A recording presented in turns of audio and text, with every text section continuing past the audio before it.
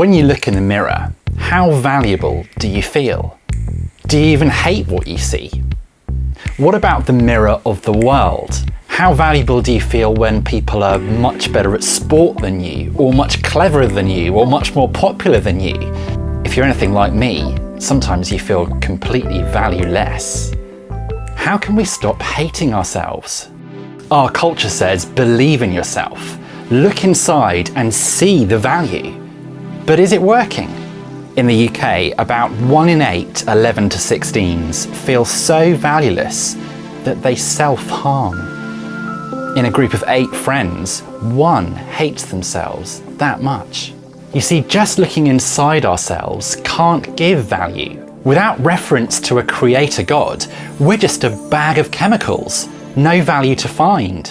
But the Bible says, in the beginning, God created mankind in his own image. In the image of God, he created them.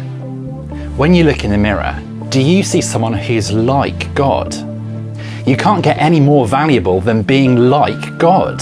You see, we're not just animals and we're not just chemicals. We have the highest value in the universe. We are like God. So we should feel valuable, right? But often we don't. Well, here's where it went wrong. The first man and the first woman weren't satisfied with the value of being like God. They wanted to be God. They wanted to be completely like God, knowing good and evil. And sadly, you and I are just the same. We don't value God. We pretend we don't need him. We ignore him. We don't want him to have anything to do with our lives. We make ourselves God. So we're God's enemies. Another word for sinners.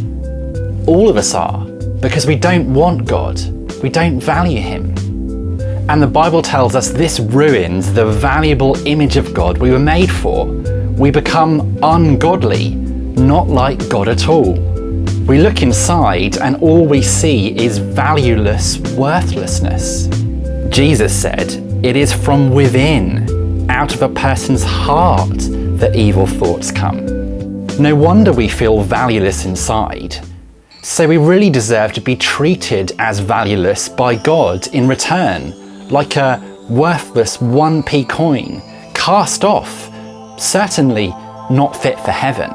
But that's why what God did for those who trust in Jesus is so surprising.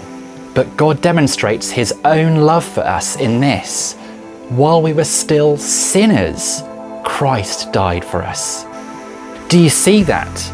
God the Son gave his life not for deserving people, but for worthless sinners, enemies. In fact, Jesus died like an enemy of God, worthless and cast off, in place of those who'd made themselves worthless, us.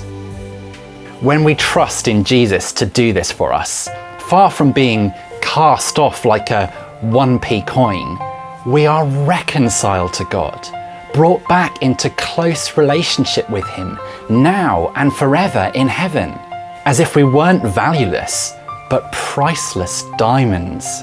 In fact, we're given Jesus' value. When you trust in Jesus, God will take great delight in you. He will rejoice over you with singing, just like he does Jesus. Imagine God singing over you at the top of his voice because he sees you as having the value of Jesus, the image of God restored forever. Isn't that the value we all crave? Will you accept that from Jesus?